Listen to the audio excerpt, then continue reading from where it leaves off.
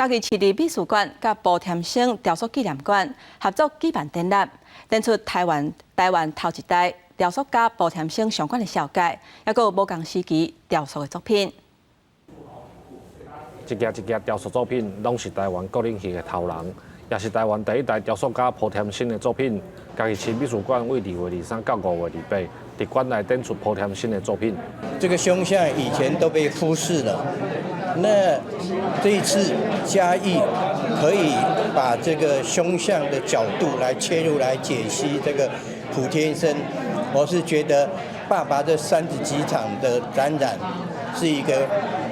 首展，是一个非常好的角度来表现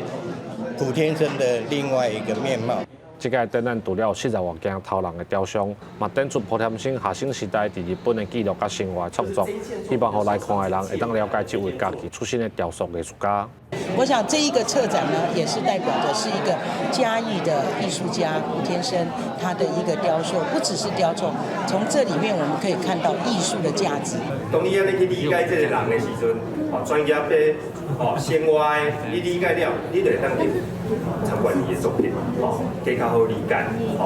3个展区内底展览步田省无同的作品甲生活。这展人表示，步田省是在地人，伊的展览会当伫家己来举办，这替在地艺术的历史传承带来正重要的意义。记者林慧婷，家己报道。